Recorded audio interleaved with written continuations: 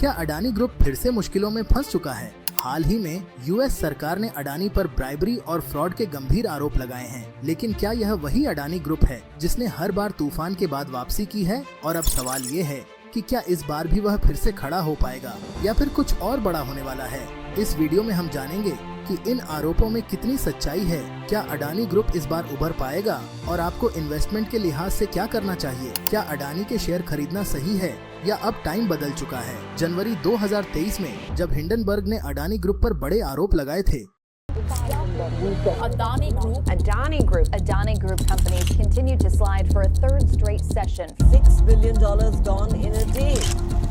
Short seller Hindenburg Research accusing the conglomerate of share price manipulation and fraud. Using shell companies to pump up the stock of Adani Enterprises. The report is a malicious combination of selective misinformation, baseless and discredited allegations. India's Adani Group says it's exploring legal action against a US short seller, Hindenburg Research. He says Hindenburg is making an attack not just on the company. उस वक्त वो अपनी follow on public offering FPO ला रहे थे, लेकिन हालात ऐसे बने कि उन्हें वो FPO वापस लेना पड़ा और अडानी ग्रुप के शेयर बुरी तरह गिर गए। हालांकि उसके बाद उन्होंने फिर से बाउंस बैक किया। अब सवाल ये है कि क्या इस बार भी ऐसा ही होगा?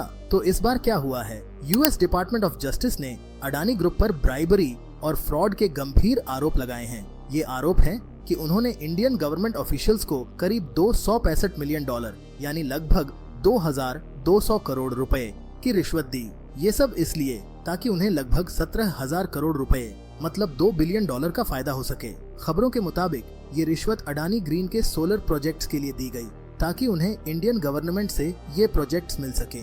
अब ये रिश्वत वाकई दी गई या नहीं और इसमें कितनी सच्चाई है, ये तो जांच के बाद ही साफ होगा। लेकिन इस केस के एलिगेशंस ने अडानी ग्रुप को फिर से सवालों के घेरे में ला दिया है और इसके वजह से अडानी के शेयर्स बहुत नीचे गए। हालांकि अभी थोड़ी बहुत राहत देखने को मिल रही है। अगर हम हिंडनबर्ग की जनवरी 2023 की रिपोर्ट को याद करें तो उस समय अडानी ग्रुप के शेयर टॉप से करीब 80% तक गिर गए थे। लेकिन यहाँ एक मजेदार बात है, जब शेयर इतने गिरने के बाद वापस उठते हैं और पहले वाले लेवल पर पहुँचते हैं तो जो लोग बॉटम पर इन्वेस्ट करते हैं उन्हें 400% तक का रिटर्न मिल सकता है। उदाहरण के तौर पर अगर किसी ने 1 लाख रुपए का निवेश किया और शेयर 80% गिर गया तो उसके सिर्फ 20,000 रुपए बचते। लेकिन अगर उसने गिरावट के दौरान 1 लाख और इन्वेस्ट किए और शेयर फिर से ऊपर गया तो वो 1 लाख के बदले 4 लाख रुपए कमा सकता है। लेकिन ध्यान दें, ये केवल एक उदाहरण है और आपको किसी भी शेयर में निवेश करने से पहले पूरी जानकारी लेनी चाहिए। अब डीओजे का कहना है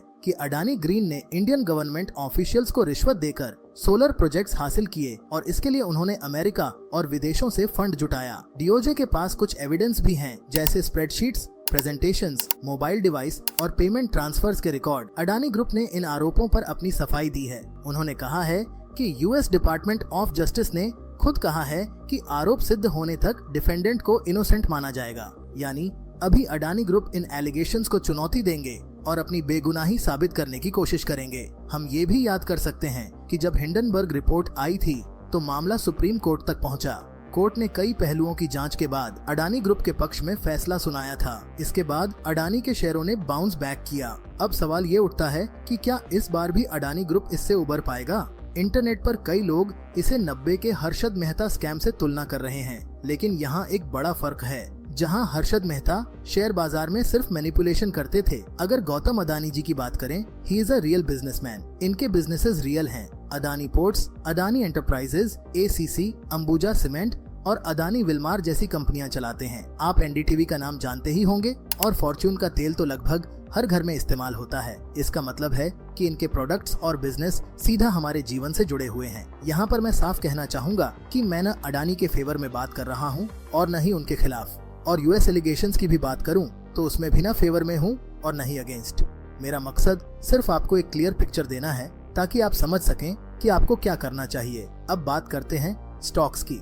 जब कोई शेयर गिरता है तो ये किसी इन्वेस्टर के लिए बहुत पेनफुल होता है, लेकिन ये समझना जरूरी है कि आपने पैसा किसी बिजनेस में लगाया है, सिर्फ किसी शेयर में नहीं। अगर बिजनेस मजबूत है और लॉन्ग टर्म में ग्रो करेगा तो पैनिक सेलिंग से बचना चाहिए। देखिए, अगर आपने सोच समझकर किसी बिजनेस में पैसा लगाया है और आपको भरोसा है कि वह आगे बढ़ेगा तो पैनिक सेलिंग करना नुकसानदायक होगा। ऐसे समय पर धैर्य रखना सबसे जरूरी है। अब कुछ लोग सोचते हैं कि अगर शेयर गिर रहे हैं तो डेरिवेटिव्स यानी फ्यूचर्स और ऑप्शंस में ट्रेडिंग करके पैसा बना लें। Adani ports, Adani enterprises, ACC और अंबुजा सीमेंट जैसे स्टॉक्स में फ्यूचर्स और ऑप्शंस की ट्रेडिंग होती है। लेकिन यहाँ एक खतरा है, ऑप्शंस की प्राइसिंग कई बार इन्फ्लेटेड होती है, यानी आपको सोचने से ज्यादा महंगा पड़ सकता है और इसमें नुकसान का चांस बढ़ जाता है। अगर आपको डेरिवेटिव्स की पूरी समझ नहीं है तो स्पेकुलेशन से दूर रहना चाहिए। But ultimately as an investor आपको क्या करना चाहिए?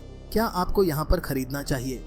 अगर आप हिंडनबर्ग रिपोर्ट के बाद के हालात को देखेंगे तो जिन लोगों ने उस समय अडानी के शेयर खरीदे थे उन्हें काफी मुनाफा हुआ। लेकिन अब बात सिर्फ स्टॉक्स की नहीं है, अडानी के बॉन्ड्स की कीमतें भी गिर गई हैं। यह एक गंभीर मसला है क्योंकि बॉन्ड्स आमतौर पर सुरक्षित इन्वेस्टमेंट माने जाते हैं। जैसे बैंक में पैसा रखने पर आपको फिक्स्ड ब्याज मिलता है, वैसे ही बॉन्ड्स पर भी एक तयशुदा रिटर्न मिलता है। लेकिन अडानी के बॉन्ड्स करीब 10% गिर गए हैं। इसका मतलब यह है कि अगर किसी ने 1 करोड़ रुपए के बॉन्ड्स खरीदे थे तो अब उनकी कीमत घटकर 90 लाख रह गई है। बॉन्ड्स में इस तरह की गिरावट असामान्य है और इसका मुख्य कारण अडानी ग्रुप की क्रेडिट रेटिंग का नेगेटिव होना है। सीधा मतलब ये है कि निवेशकों को डर है कि अडानी ग्रुप अपने कर्ज चुका पाएगा या नहीं। अब अगर हम अडानी ग्रुप के शेयरों की बात करें तो गिरावट के बावजूद इनके वैल्यूएशन अभी भी बहुत ऊंचे हैं। उदाहरण के लिए अडानी एंटरप्राइजेस का PE price to earning ratio 58 है, जबकि अडानी ग्रीन का PE रेशियो 198 के करीब है। PE रेशियो यह बताता है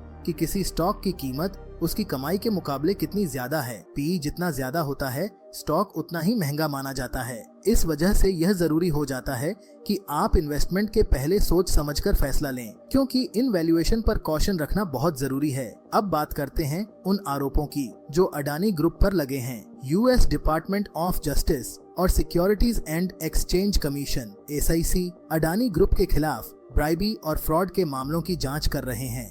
ये आरोप लगाए गए हैं कि अडानी ग्रुप ने इंडियन गवर्नमेंट प्रोजेक्ट्स पाने के लिए रिश्वत दी और इतना ही नहीं, जांच में बाधा डालने की भी कोशिश की। 4 लोगों के नाम सामने आए हैं जिन पर आरोप है कि उन्होंने इन्वेस्टिगेशन में रुकावट डालने का प्रयास किया। इस समय निवेशकों को बहुत सोच समझकर कदम उठाने की जरूरत है। अगर आप शॉर्ट टर्म ट्रेडर हैं और फ्यूचर्स और ऑप्शंस में पोजीशन रखते हैं तो आपको स्टॉप लॉस लगाना चाहिए ताकि आप अपने नुकसान को सीमित कर सकें। वहीं अगर आप लॉन्ग टर्म इन्वेस्टर हैं तो ब्रॉडर पर्सपेक्टिव से देखें। निफ्टी में अडानी एंटरप्राइजेज शामिल है और इसका असर ब्रॉडर मार्केट पर पड़ सकता है। लेकिन इसका मतलब यह नहीं है कि आपको पैनिक में अपनी SIP रोक देनी चाहिए या अपनी लॉन्ग टर्म इन्वेस्टमेंट को खत्म कर देना चाहिए।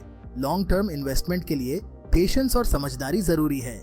आपकी क्या राय है? क्या आपको लगता है कि अडानी ग्रुप जल्दी रिकवर करेगा या फिर स्टॉक्स और गिर सकते हैं? कमेंट सेक्शन में जरूर लिखें। अगर आपको ये वीडियो पसंद आया हो और आपने इससे कुछ नया सीखा हो तो इसे लाइक जरूर करें और अपने दोस्तों के साथ शेयर करें ताकि वो भी इस मामले को बेहतर समझ सकें। चैनल को सब्सक्राइब करना न भूलें क्योंकि हम आपके लिए ऐसे ही इंटरेस्टिंग एंड इन्फॉर्मेशनल वीडियो लाते रहेंगे। मिलते हैं अगले वीडियो में, तब तक के लिए अपना ख्याल रखें और समझदारी से इन्वेस्ट करें। Thank you for watching.